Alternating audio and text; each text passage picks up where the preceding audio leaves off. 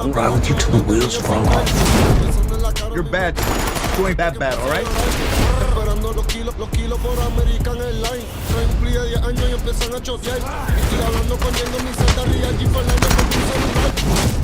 Open your mouth. He'll splatter you brains out. I don't want that. I do. I want that.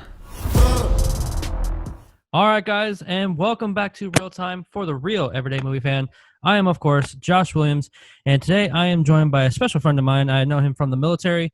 We've been friends for quite a while. It's my friend Juan Ace Acevedo. Everybody calls him Ace. How you doing, my friend? Doing well, man. Just sticking through it these days. You know, with the pandemic, everything's pretty crazy. Tell me about it. Yeah, it's why we're having to see movies at home, except for in the theater. Definitely. Hey, I can get used to it, though. Yep. But for everybody knows here, we're here to give you our real-time review of The Tax Collector. Now, The Tax Collector was written and directed by David Ayer, and it stars Bobby Soto, Shia LaBeouf, Cinthya, Carmona, David Lopez, and Lana Parrilla. That's the biggest names. There's a bunch of other people in there, but I'm only going to list the biggest ones. If you want to check out the full list, they'll be in the description box below. Now, for everybody who may not know Juan or anybody like that, anybody know Ace, the reason I brought him on is so he's not a movie reviewer like me or Brian or Casey. He is just an everyday fan. He is a fan who loves watching films just as much as the rest of us. So I wanted to bring him on for that main reason. But for also, of course, if you can't tell, he's Latino, just like me. So I wanted him to have the perspective of that as well, to get the authenticity of the film, but also just what he thought of it in general, just to kind of give you guys that thoughts of someone who's a reviewer who looks at it at the movie filmmaking aspect, but also just someone who just sits and watches the film. So with that being said, before we get started, guys, please be sure to like the channel and click the notification bell so you can receive more of our various content in the future. Let's move forward here. I'm going to start with you, Ace. What do you think? So before we get started, then, what was your thoughts going into the movie? Before you saw it, were you excited? Were you like, okay, this looks stupid? Yes, I was definitely excited to watch the movie. I mean, I actually watched it when it was released. Anxious. You know, I thought it had the potential to be a classic. Oh yeah. With the cast, the director, and honestly, I was a bit disappointed, let down. I found it a bit underwhelming. The first act was fairly strong, but after the second one, to me, it just started going slowly downhill. Yeah. You know, some of the scenes were some of the lines were a bit cheesy to me. Okay. Coming from a native speaker, you know, both being Latino, the main character to me wasn't as believable as he could have been. I thought the same thing. I really did. That, and just, you know, to me, Shia stole the show. Oh God! In the movie, his build-up, his personality, the way he embraced the culture, how he, you know, not came to be because there was little backstory, a little character development, but he kept the movie together to me. The main character, Bobby Soto, I felt he could have done a lot better. I felt he wasn't as believable. I felt that, you know, being in the position that he was in, he was not as convincing as I thought he could have been. I agree. And I agree with all your sentiments there. And just so you know, everybody knows, this is going to be a heavy spoiler review. We're getting to all the details. We're not holding anything back. So if you haven't seen it, go watch it, come back and join us back again. With that being said, there's your warning. Yeah, Shia LaBeouf owned this film. I mean, the guy Bobby Soto, the main character, he did okay. But even that, this was his first real big film. Before that, I looked at his IMDb, and he did a movie called A Better Life in 2011. That's it. And apparently I watched an interview with him. He met David Ayer. They were in the same, I believe, jiu-jitsu class.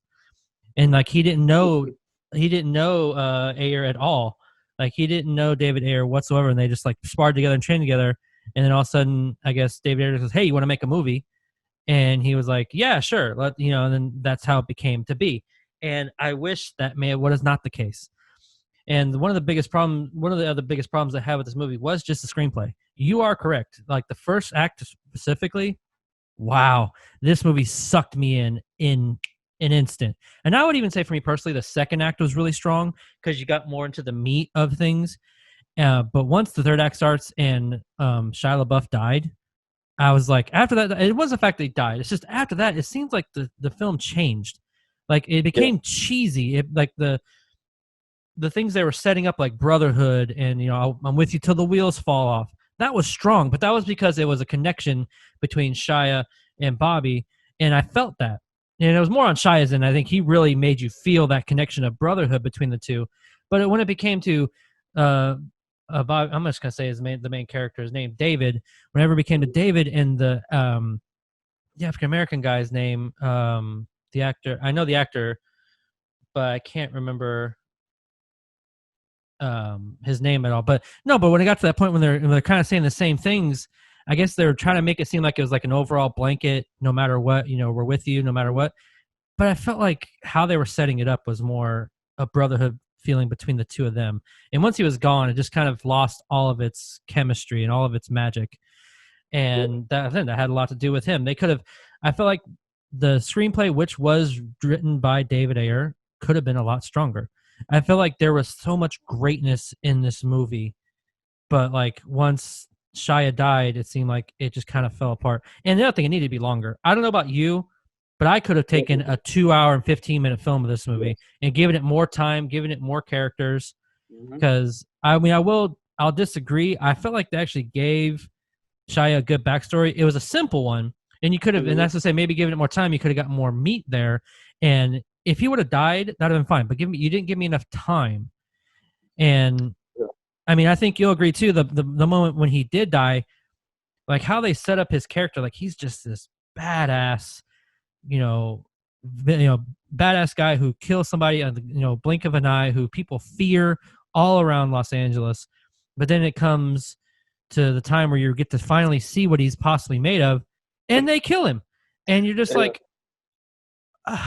Like I'd have been fine. I'd have been fine if he went on his own. I don't know. I'll let you give a chance to speak here, but tell me if you agree with this. I'd have been fine, like in that moment where they're like, "Hey, so let me go get this guy. Let me go kill him." I'd have been fine if they would have let him go on his own, do his thing, and he finally met up with him, and like it's kind of like a mission, like where he killed a lot of his smaller guys, and he finally gets them. I'd have been fine if the main villain, I can't. How do you say his Conejo. I would have been fine if he got to Conejo and his girl, and they killed him that way. But not just like, oh, the bomb exploded. He wasn't aware of his surroundings, and all of a sudden he got caught. I just wasn't for that. I don't know. Do you agree with that? Like, if he would have given him more time, like I was okay with him dying, but not the way he did. I completely agree. I feel that by extending the time of the movie, they could have even saved that for the end. For example, the way they built his character, you would have expected a major scene with him, whether it's retribution, vengeance, or anything like that. And like you said, the brotherhood aspect, you thought he was going to stick with him till the end and then possibly kill him towards the end. Just the way they wrote him off. I don't know if they did it for shock value. Probably. I'm not too sure where they were going with that, but it definitely could have been longer. I mean, they could have even made a sequel. Yeah. And I'd have been okay with that. Yeah. Yeah. And I think that also falls on the arms, or on the shoulders, I should say, of David Ayer, because a lot of people forget that there's only about 2 of his movies, in my opinion, that are actually good, like really good. End of Watch and Fury. I mean, you got his other movies he did. You got Street Kings, which wasn't that great to me. Sabotage, which was garbage. Suicide Squad, I wasn't a huge fan of. Bright was the same thing, where it had a good setup, but it fell off a cliff after the half of the movie. And then he got Tax Collector here. So, I mean, yes, he's done 2 great movies, and he only wrote Training Day. He didn't direct it. So I think that's where some people might get confused. They're like, oh, Training Day, but yeah, he only wrote it. He didn't direct it. So I would say it falls on a lot of his shoulders. I felt like they should have at least redid the screenplay. I was okay with the directing. Some of his shots were, how you kind of really immersed yourself in Los Angeles, really worked, especially in the beginning. And I think we both agreed to that. But it's just he made a lot of poor decisions afterwards that really made this thing downfall. Yeah, just like you said, the way he was killed. I mean, he took out 3 people before he was. Yeah, he shot 3 people, and then that's it. Randomly, tripped up, was taken, and then after that he was just tortured, which is okay. I get that, seeing since the main villain is from what I read upon, was an actual gang member. Really? And I did not know that. I had to read up on it, but he was an actual gang member. He actually beat the case. It was a homicide case, and Wow. now he's a rapper. At first, I wasn't too fond of his character, but once I read deeply into it, I was like, okay, this is pretty original. Yeah. But the way they just killed off my man Shia, I was hoping for more. I was expecting more, especially with that build up, that hype. That it's kind of anticlimactic the way they did it, and it was just after that it kind of dragged a bit. It slowed down. Yeah, I agree. It felt, for an hour and a half movie, it felt long, which is not good. I mean, that's the only thing of the pacing was just kind of everywhere. But while we're on this subject of Shia, and we'll get on to the rest of the review here, let's just talk about the elephant in the room, which that's the reason why I wanted to bring you on, is because you have a Hispanic perspective of this.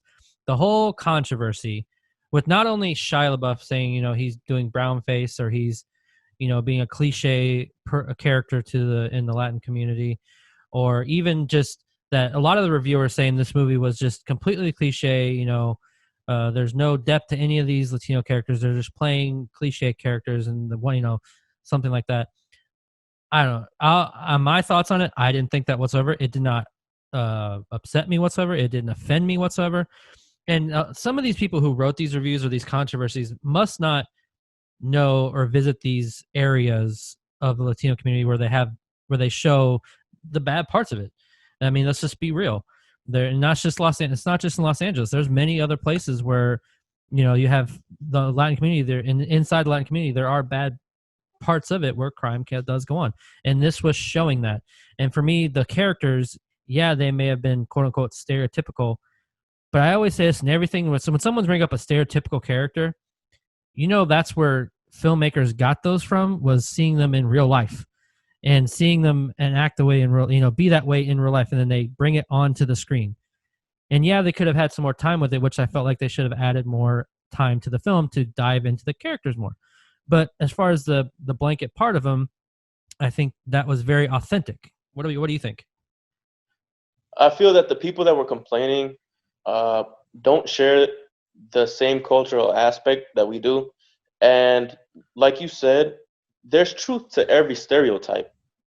No matter the background, no matter where you come from, who you are, there's truth to a lot of these stereotypes. And like you said, you go to any neighborhood in any city, in any state, you are going to find, people in these communities that are like this, gang-related violence, crime.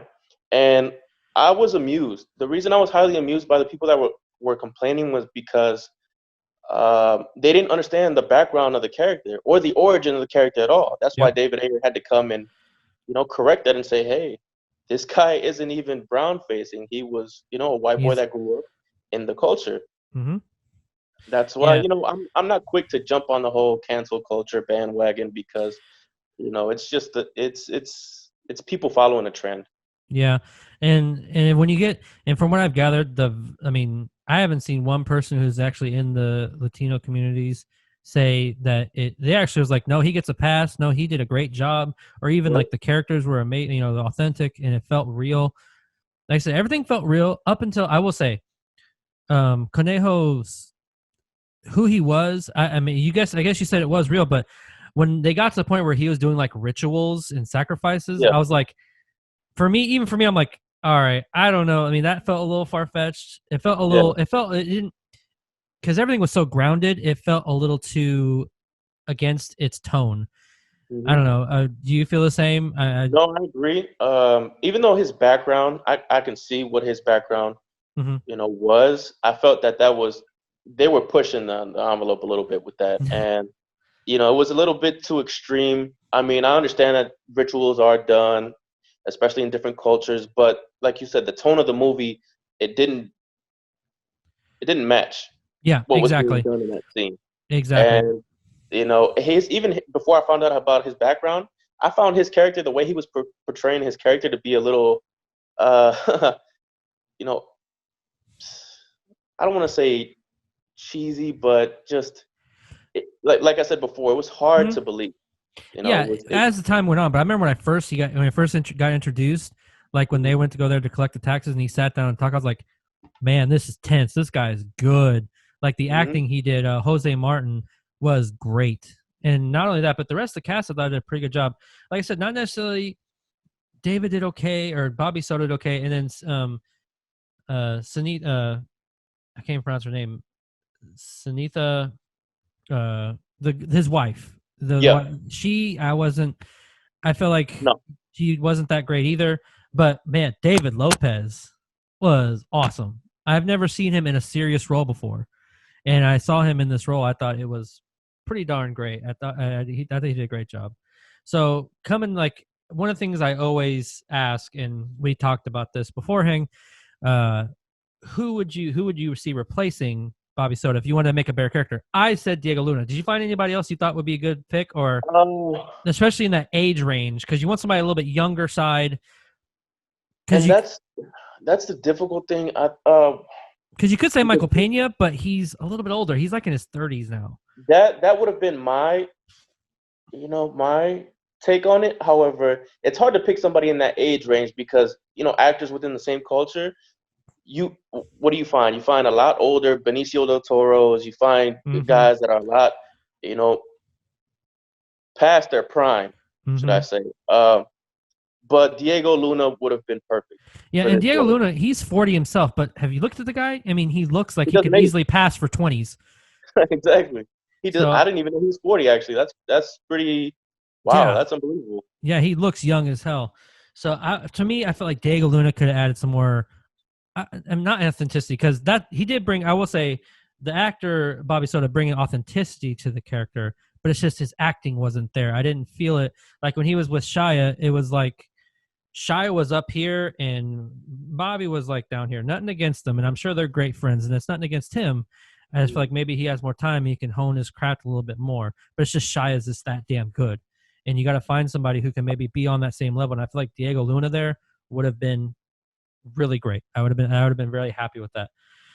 But besides all that here, getting into, let's wrap things up here. Do you have anything else that you were thinking about the movie that you think would have been maybe better, or things you maybe liked or didn't like?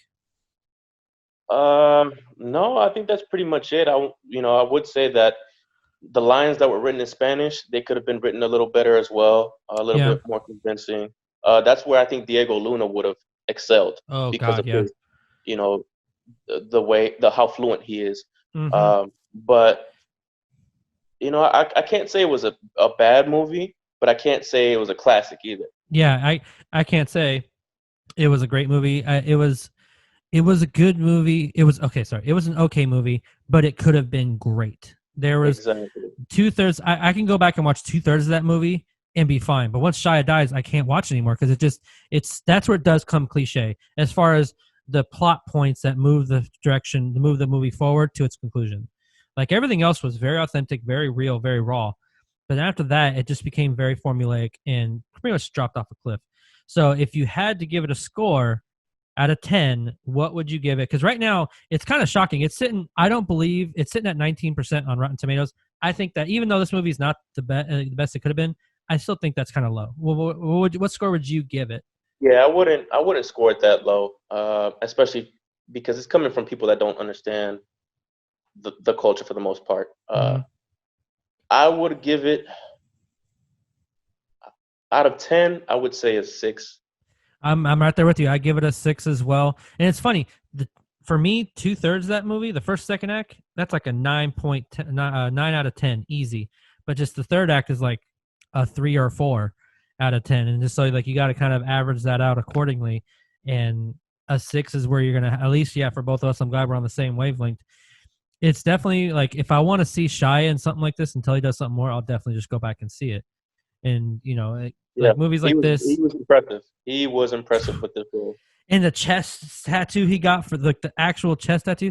I was kind of sad about that. He got that whole chest tattoo, and we only really saw it like twice. Like once. Once when he was getting tortured, but I think he had his shirt off once before. I think at one point, during a flashback of him torturing someone, I can't remember. But that was it. And I was like, man, if you're going to have somebody commit, and I'm not saying the guy was wrong for getting the tattoo. If he wants to do that for his craft, so be it. And he also has a lot of tattoos anyways. But I feel like if you're going to have an actor commit to something like that, David Ayer should have at least let him, put that front and center to Yeah. show the appreciation for the honing of the craft. Give him his moment at least. Like you said, we only saw. The only time I remember seeing it was when he was getting tortured, and that was maybe a glimpse of it. Yeah, he was the guy. He stole the show. I'm eager to see what else he has in store, movie wise. But yeah.